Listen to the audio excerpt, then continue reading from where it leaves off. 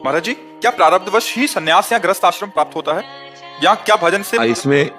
इसमें पूर्व प्रारब्ध ही होता है, क्योंकि जैसे ये जीवन था तो उस समय मुझे कोई ज्ञान तो था नहीं कि गृहस्थ धर्म क्या होता है, विरक्त धर्म क्या होता है।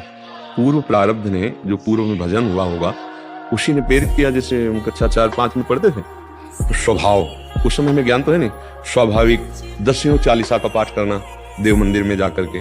जब कक्षा 8 में आए तो बार बार ये चिंतन होना, माँ का शरीर नहीं रहेगा, पिता का शरीर नहीं रहेगा, ये सब। आखिरकार मेरा प्यारा कौन है, हम किससे प्रेम करें, ये तो सब जाने वाला है, अब ये कौन विचार दे रहा था। फिर कक्षा 9 में जब थे तो गांव में भागवत हुई।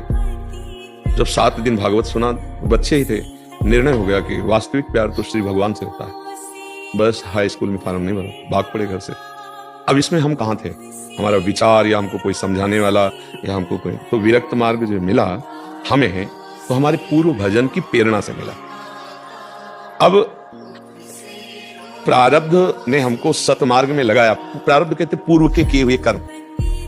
अब हम अगर इस जन्म में असत कर्म करने लगे, विचार हुए, भगवत मार्ग में आए, और तीव्रता बढ़ी, मुझे भगवत प्राप्ति करने, संतों का सानिध्य मिला, तो जो आग चिंगारी थी वो ज्वाला बन गई, अब मुझे भगवत। ऐसे ही पूर्व का मलिन प्रारब्ध ऐसे मित्र बना दिए जो पापाचरण में की शिक्षा दी, वो पापाचरण की चिंगारी डाली और ज्वाला बन गए, भयंकर वो दुष्ट स्वभाव वाले पूर्व राक्षसी वृत्ति को धारण कर लिए।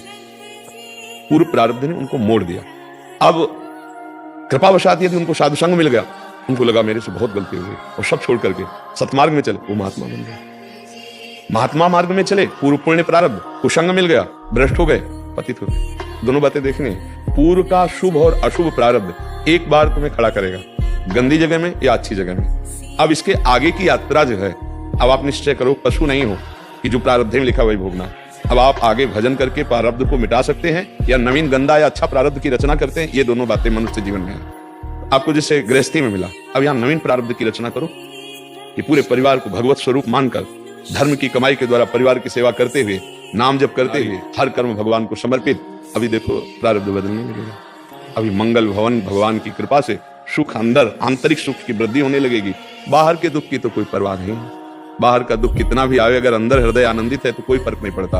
और बाहर का दुख और अंदर की जलन, अशांति, फिर तो इसीलिए बावरा मनुष्य हो जाता है, जिसे कहते हैं डिप्रेशन में चला गया, पागलपन छा जाता है, वैसे पापाचरण, भयंकर हिंसा दोष कर बैठता है। इसलिए हम कोई पशु नहीं कि हम केवल प्रारब्ध के अनुसार चलें। पहला था कि विरक्त और गृहस्थ क्या प्रारब्ध से होते हैं, तो पूर्व का भजन उसको प्रेरित करता है, पूर्व का पाप कर्म उसको प्रेरित करता है, पूर्व की आसक्ति उसको प्रेरित करती है।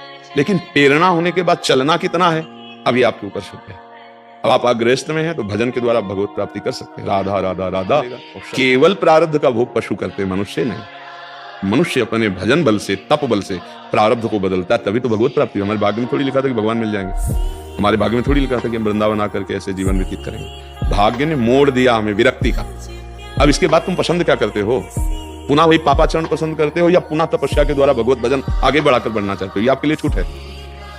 अब अगर आपने शास्त्र सम्मत आचरण किए तो उन्नति हो जाएगी, शास्त्र विरुद्ध आचरण किए तो उन्नति हो जाएगी।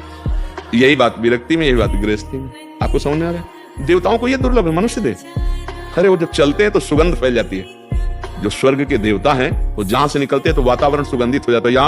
यहाँ से दुर्गंध, यहाँ से दुर्गंध, नीचे तो सब दुर्गंध के द्वार है। सो के उठो तो कीचड़, सिर को तो नाक में, क्या दुर्गंध तो है। ये दुर्लभ देह है, देवताओं को दुर्लभ देह है। तो किस काम के लिए दुर्लभ?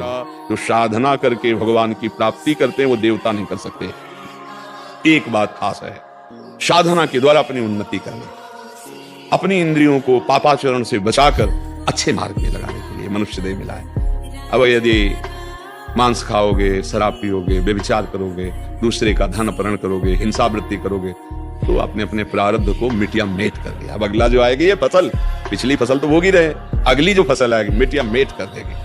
और आपने अपनी इंद्रियों को संभाला, नाम जप किया, दूसरों को वाणी से, शरीर से, संकल्प से सुख पहुंचाया, सब में श्री भगवान है, मंगल हो गया, जीवन कृतकृत्य हो गया। ये बात समझना है। हमारा मनुष्य जीवन बड़ा दुर्लभ है। कल एक प्रश्नकर्ता से यही बात हुई, वो कह रहे थे कि सबसे बड़ा पछतावा क्या है। प्रश्न क्या था? यही पछतावा है, पूरा जीवन निकल गया और कमाई एक पैसा की नहीं कर पाए। देखो, इस देश का नियम है, इसका नाम मृत्यु लोक है, अलग अलग होता है। इस देश का एक भी पैसा, एक भी सामग्री, एक भी रिश्ता, यहां तक कि शरीर भी यहीं छुड़वा लिया जाता है, छूट जाता है ना। अब संग जाता है जो पाप कर्म करते हो या जो पुण्य कर्म करते हो या जो नाम जप करते हो। पाप पुण्य कर्म दोनों नाशवान है। पुण्य कर्म सुख भोगा के नष्ट हो जाएगा, पाप कर्म दुख भोगा के नष्ट हो जाएगा, लेकिन भजन अविनाशी है। इसलिए कबीरदास जी कह रहे, यदि आपने नाम जप कर लिया तो आपको पछतावा नहीं रहेगा, अगर नाम जप नहीं किया तो पछतावा रहेगा।